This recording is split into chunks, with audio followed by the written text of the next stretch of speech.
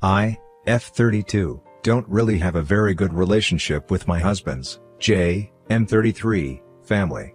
We have been married for 6 years now, and have a 4-year-old son, Aegon. Yes, we are Game of Thrones fans, please don't come for me in the comments. My in-laws do not really like me because I am not from the same culture as them. They are quite religious, but I lean towards agnostic, and they think that I am the reason why Jay has moved away from his faith. That is the farthest thing from the truth. He made those decisions himself, long before he even met me, so I don't know where all the worry is coming from. Anyway, they have some preconceived notions about me, and though we are cordial now, we are certainly not close. After Aegon was born, things smoothed out a lot between my Mill and me. She used to come over more, and as we talked to each other, we were able to understand each other's perspectives better, which helped ease things out a lot. My Phil is mostly unbothered about all the family drama, and he treats me with respect and doesn't interfere or meddle in our affairs, which is all I want, so things on that front are okay too. Moreover, both of them just dote on Aegon, and he loves spending time with them. So yeah, even though things were a little icy in the beginning, it is much better now, and I can see how much this means to Jay, because he has always been close to his parents, even though they don't believe in the same things anymore. The problem is my Sil. She's Jay's sister, Joanna, F40, and she has a 5-year-old daughter, Rachel. Joanna's husband left her 2 years ago because she was caught having an affair with his best friend. It was a mess altogether, and he fought tooth and nail to get Rachel's custody, but he only gets her on the weekends. That was a horrible time for the family, and though neither Jay nor I condone what Joanna did, we still knew we had to stand with her because we're family. It was during this time that I offered to keep Rachel with me while Joanna sorted out her stuff. It wasn't a big deal for me, honestly, because Aegon was the same age, approximately, and having a cousin to play with would be better for both of them. So Joanna used to drop Rachel at my place in the morning, go sort out her court stuff, look for places to rent, jobs, etc., and then pick her up from my place in the evening. This went on for about a month, and both Rachel and Aegon got used to each other's company. Naturally, when she took Rachel with her full time, Rachel was very upset. And Joanna, like a moron, took it as a slight to herself. She started feeling that Rachel preferred me over her, which was just not the case. She's a little kid, and she doesn't think that way. I told Joanna repeatedly that Rachel liked playing with Aegon, which is why she liked my place more than theirs, and if an arrangement could be made to have them play together, the problem would resolve itself. I knew Joanna was butthurt about this, and I don't really blame her. Her emotions were all over the place, even though she was the one that was cheating. Things got sour between us because she accused me of trying to steal her daughter, and that was when Jay had had enough. He told her that she should be thankful to us because we were helping her stinking, cheating but on the contrary, she was the one pulling an attitude with us. She went low contact with us, and it just hurt me a lot because the kids were suffering because of her. What she didn't know was that her ex-husband, Noel, used to bring Rachel to our place during the weekend so she would get to see Aegon. He had sworn Rachel to secrecy, but all of us knew it was only a matter of time before she spilled the beans. She was just 3 at the time, and she would eventually have told her mother, but all of us thought that it was worth the risk.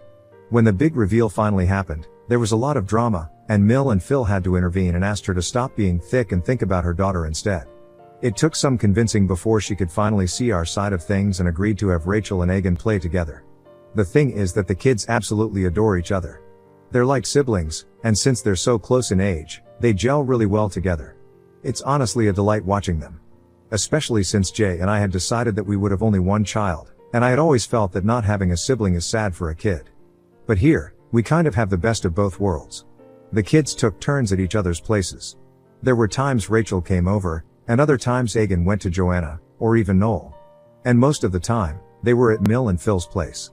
Things were okay, and never once did I suspect that Joanna was harboring such resentment against me for all these years. Had I known, I would have put Aegon's safety first, and now I can't help but think that I have failed as a mother. For the last 2 years, things have been more or less fine with Joanna. The kids get along, and that's what matters to me, so there's that. But all of this changed yesterday. Jay has been out of town for a week because of work. It's just me and Aegon at home, and even Mill and Phil are on vacation. I suddenly fell really sick 2 days ago. I was running a temperature and feeling nauseous. It wasn't anything serious, but I still felt quite weak. I called a friend over, and she helped me out. It was Rachel's turn to come home yesterday, but I didn't even have the energy to deal with one kid, let alone 2. So I called up Joanna and asked her to cancel and told her that I was quite sick. She kindly offered to take Egan for the day so that I could rest and recuperate. I thanked her profusely because he would get his day out with Rachel, and I'd get some time to sleep and rest. We finalized the plan, and Joanna said she would pick Egan up and take both him and Rachel to the adventure park in town, and after that, they could also have a sleepover at her place. This would tire them out completely, and they could enjoy it, whereas I could get a full day to myself. I was very grateful for her gesture because she has very rarely shown me this kindness. I could never have guessed that something was amiss. I thought that she genuinely felt sorry for me and my sickness, which is why she offered to help. The next day, which was yesterday, she came around noon and took Egan with her. I told her to keep giving me updates once in a while, and she told me that I had nothing to worry about and that he would be fine. The minute he went out the door, I simply crashed on the bed. I was still running a temperature, and I needed sleep. Plus, I knew Egan was safe, and nothing would happen. He was with his aunt. What could even go wrong? So I had no stress or anxiety keeping me up. I don't know when I fell asleep, but at 2:05 p.m., I got a call from Joanna's number. It was actually the call that woke me up, and when I checked my phone later, I realized that she had called me once before, but I had slept through it. When I answered, I could hear someone crying on the other side, and I just froze. He had hives all across his body, and his face and eyes were swollen. I rushed him to the emergency, and I was fuming all the way through. I wanted to slap the crap out of Joanna, but I knew that getting him to the hospital and caring for him right now had to be my priority, and that she could be dealt with later. The doctors asked me if he had any allergies that could have brought about the reaction, and I said that he had always had a nut allergy and everyone was careful about it. He asked me if he had accidentally eaten something containing nuts, but I said that he wasn't with me, and I brought Joanna. Joanna denied that he had eaten anything that had nuts in it. The doctor looked at us weirdly and said that he would keep him under observation for a while, and that Egan had to be monitored. This was when Rachel burst into tears and said that Mommy gave him my peanut butter sandwich even when I told her that he couldn't eat it. I saw red. I flung at Joanna and slapped her right there in the hospital, in front of everyone. She tried lunging back at me, but the nurses restrained her, and the doctor rushed to check on Egan. Joanna tried to yank Rachel away, but Rachel was sobbing uncontrollably and was latched onto my leg as though her life depended on it. I felt so bad for the girl, and I knew if she went back with her mother right now, Joanna would rip her apart. I called up Noel and told him that Rachel was safe, but he needed to come to the hospital. I wanted the right parent to be there with Rachel. Joanna was protesting and trying to create a scene, but when the nurses told her that if she kept up her behavior, she would be escorted out, she shut up. Noel came, and Rachel ran to him and hugged him. He looked at both Joanna and me and realized that something major was up. It had been a couple of hours in the hospital by then, and Egan was fine. They said that the allergic reaction had been controlled, but that is family. It was everyone's duty to be more careful about what he was eating. The doctor said that they would keep him overnight for supervision, and that he would be discharged the next day. Noel offered to drive me home, but I said that I needed to talk about what happened, and I needed both Joanna and Rachel there, which meant that he had to be there as well. We went to a dine-in to grab a bite, and what Joanna told me just made me lose my crap all over again. I had composed myself a little in all those hours, but listening to that bitch talk made my blood boil. I first asked Rachel what happened. She looked nervously at her mom, who was glaring at her. Noel stepped in and said that she needed to be honest about everything and not worry because he would protect her, and that she needed to do the right thing. She was still very nervous, and while Noel was coaxing her into telling us the truth, Joanna was trying to create a ruckus, saying things like we were bullying her daughter and that she would not stand for it. I told her to shut up and let the girl speak and that her intimidation tactics wouldn't work anymore. It took some time, but Rachel finally told us what happened. She said that Joanna had given them money to buy sandwiches from the sandwich stall. Rachel bought a peanut butter sandwich, whereas Egan bought a mixed fruit jam sandwich. While they were on their way back, Egan asked Rachel if he could have a bite, but she said no because he wasn't allowed to eat peanut butter. Everyone in the family knows about Egan's nut allergy, even him. So I'm surprised that he asked her for the sandwich, and I'm glad Rachel had the sense not to give it to him. She said he didn't make a fuss but looked a little down because he didn't get to eat the sandwich. When they got back to where Joanna was, why the hell wasn't she with two tiny kids in the first place is beyond me. Joanna asked Rachel why Egan was being mopey. Rachel said that he wanted a bite of her sandwich, and Joanna got mad at her. She said that she should be sharing things with her cousin and that she had been taught better, blah blah. Finally, Rachel said she had to cut in and remind Mom that Egan couldn't eat peanut butter, but apparently, Joanna was having none of it. Then both of them kind of got into a fight, and Rachel tried to resist Joanna's attempt to get her to give him the sandwich, but Joanna called her own daughter a greedy little bitch and snatched her sandwich from her.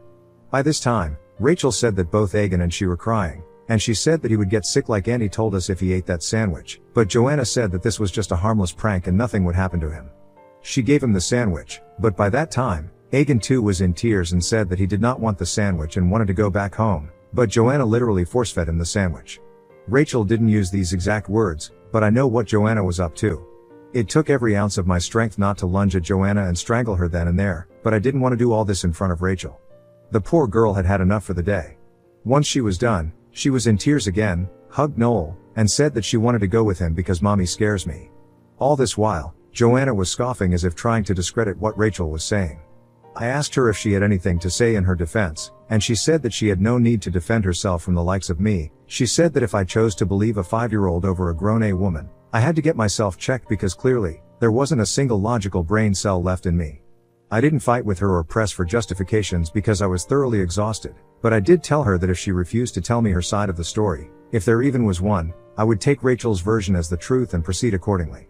She told me that I didn't have the power to do anything, and I just told her to watch out because she might be family, but Egan comes first for both me and Jay.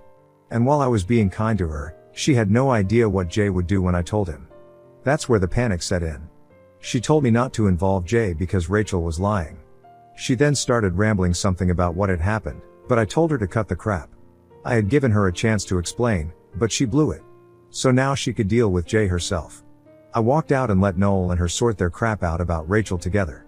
I felt bad about leaving Rachel behind, but I didn't have it in me to deal with that night. I love the kid a lot, and I am so grateful to her for saving Egan's life by calling me, and I wish I could just take her away, but she has a father who needs to now step in. On my way back, I called Jay and told him everything. He was so stressed he said that he was going to come back. I told him that I had it under control and that they would discharge Egan the next day, but he was adamant. I didn't really stop him because I know he gets worried, and gun to my head, I could have actually used the support. I know Egan is all better now and we needn't worry about anything, but I know for sure that I am not letting Joanna get away. She has deliberately endangered my child, and she needs to pay for it. I don't know how she will, but I know that she will. I can never trust her with Egan again, and at this point, I am even worried for Rachel. She was so petrified of her mother, I can't even imagine what goes on behind closed doors. Update 1, sorry for the delay in the update. I know a lot of you were asking for it. Honestly, things have been so busy and stressful at home that it never even crossed my mind to check Reddit. Jay came back the next day, and I hugged him so tight I think I displaced some of his organs, lol. Egan was discharged, and he seemed okay, just tired, so we let him sleep for as long as he wished. I asked Jay if he had spoken to Joanna at all, and he said that there was nothing to talk to her about and that he would never forgive her for doing something like this intentionally. Had it been a mistake, maybe there would have been a chance for forgiveness somewhere along the line, but Jay said that he just could not bring himself to be okay with this, or forget it and move on. I asked him what we should be doing. I had initially thought that we could just tell the entire family what she had done, so that there would be some outrage, and we would not be questioned on our decision to go no contact with her, but when I proposed this, Jay looked at me like I was crazy. He said that we needed to do much more. He told me that I had to stop thinking about her like family because she didn't think of our son as such, and that she was dangerous. God knows why she willingly put his life in danger. She knew full well that the nut allergy was severe in Egan's case, and even though her daughter, who is just 5 years old, kept reminding her, she ignored all her pleas and went ahead with this. He said that I needed to look at it for what it was. It wasn't a mistake. It was something that she had done out of pure spite and malice, and God alone knows what else she could do. I knew what he was saying was right, but verbalizing all this made it, I don't know, more real, in a sense. I didn't want to accept the extent to which things had spiraled, but there was nothing else to be done. Joanna was dangerous, she had shown this to us herself, and the only thing we could do was ensure that she didn't endanger anyone else anymore, most importantly Rachel. Jay asked me where Rachel was, and I said that Noel had probably taken her for the night. It was the weekend the day Egan returned, so she would have had a good 3 days with Noel, and maybe by then Joanna would have calmed down so that Rachel didn't have to face the brunt of her mother's wrath. Jay called up Noel and asked him how she was doing, and he said that she was still very shaken up from yesterday, and she just refused to go back to mom. Jay told me that this was the best time to call CPS and report her because no child should be this scared of a parent. For a moment, thought maybe Rachel was scared because her version of the story wasn't the truth. It was a possibility. She was just 5. Maybe there was an unintentional mix-up of the sandwiches on her part, and she was scared that we would scold her, so she put the blame on Joanna, and Joanna played along because she didn't want Egan and Rachel's playtimes to stop over an innocent, albeit fatal, mistake. I somehow couldn't shake this feeling away, even though no child could lie in such detail. But I just couldn't believe that despite knowing about Egan's allergies, Joanna would deliberately feed him the sandwich, despite being told no. It seemed borderline crazy, and she had never behaved this way before. So we decided to call Noel again, and I asked him whether Joanna had admitted to anything, and he said that she broke down and told him everything. He had secretly recorded the entire conversation, but he told us it was too dark to listen to. We asked him to forward the recording to us nonetheless, and then we could clearly hear Joanna admitting to everything. She said that she didn't know why she did it, but she did. Noel was furious, and he asked her why she didn't go to the emergency herself, and she said that she couldn't afford the bill. He told her that she should be thankful that Rachel called me up because if she hadn't, Egan would have died. She was sobbing in the recording and kept on saying, I'm sorry, but I didn't have a single feeling of sympathy left for her after that. I realized that the stress of the day had actually made me forget the seriousness of the situation. And it's true. If Rachel hadn't been smart or brave enough to call me, Egan would have died. I owed that kid my son's life, and I knew that I had to do everything in my power to keep her away from that a-hole of a mother and woman. We called CPS and told them everything. We told them that we were worried about Rachel's safety and that if she was capable of deliberately inducing an allergic reaction in a child, and then not responding accurately because of a purported lack of funds, we didn't know how safe her own kid would be with her. The officer took note of it and asked us what the custody agreement was, and we told them everything. The next Monday, which was 2 days later, the officers were at her place. We knew because she sent a scathing text to us, telling us that she knew we were behind this and that she should have killed Egan when she had the chance. I have blocked her since then, but Jay hasn't. He called her up and gave her a piece of his mind and told her that he would go to the ends of the earth to keep Rachel safe from her because she clearly wasn't mentally stable. Mill and Phil were finally roped in, and we told them everything. At first, they tried to make excuses for Joanna, but when we made them hear the recording, they didn't have anything to say. I don't know what their equation with Joanna is, and neither do I care, but both Jay and I have told them that we want nothing to do with her anymore. We hope that CPS is going to take Rachel away from her, but we can't be sure because there is no neglect or abuse involved in her case. But I know that if she continues to stay with Joanna, she is going to make things horrible for her own daughter. Update 2, CPS has removed Rachel from Joanna's care, and she is now going to live with Noel permanently. The custody agreement had to be officially changed, and Joanna went crazy about it, and now we know why. It wasn't because she would miss Rachel or something. It was because she was using the child support payments to fund her life. The child support was an insane amount, and now, she's going to have none. Keeping Rachel with him is going to be better on the pocket for Noel, not that it matters to him anyway.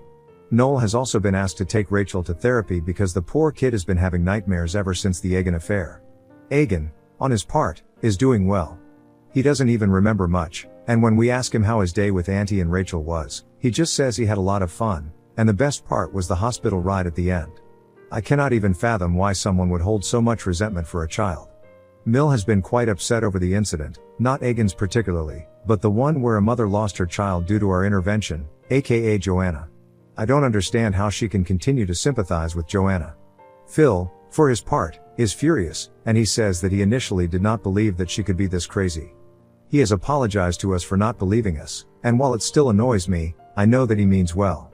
No father would ever want to know or accept that one child of his was capable of intentionally fatally harming the other child's kid, so I understand his hesitation about it all. Rachel and Egan still meet up regularly.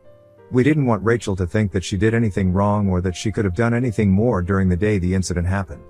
She still blames herself, though, and it breaks my heart to see her like that. She even made sorry cards for Egan, Jay, and me. I think it has to be one of my most prized possessions. I try spending time with her as much as I can. Call me old-fashioned, but I feel that a child needs a maternal figure in his or her life, and Rachel has never had that. Even though Joanna is a mother, I don't think she has the capacity to be maternal. She has proven that with the way she was with Egan. No person capable of pulling something like that off will ever have that innate compassionate instinct. I know a lot of you are going to come at me in the comments for saying this, but it is what it is. We are trying to normalize things for the kids as much as possible, even though nothing is normal anymore. Joanna has been trying to get in touch with Jay and me, Mill told us, but she's blocked everywhere, so that's an unnecessary headache she has taken upon herself. She tries to subtly act as an intermediary, but every attempt of hers has been shot down, and both Jay and I are running on thin ice with her. She either gets it herself, or we go no contact with her pretty soon. I can't have her talking about that bitch and trying to get us to be a family again. Update 3, Joanna tried to take Rachel from school. The school already knew about the issues going on, so they were prompt in reaching out to Noel. Rachel is safe, and she just doesn't want to be with her mother at all. Noel is thinking of going for a restraining order, but he's not sure yet because, at the end of it all, Joanna is her mother, and nothing can change that. It's just a pile of hot mess right now, and I personally would prefer being away from this drama, but I do know that the drama started because I called CPS on her. I personally think that she is not a good parent by far, but I mean, now things are getting serious and criminal, which is unsafe for everyone. Who knows what she'll do next? They're trying to resolve this, and if it doesn't get resolved, a restraining order is the only option available. I hope it doesn't come to that, but if it does, I don't think there's anyone to blame except Joanna herself.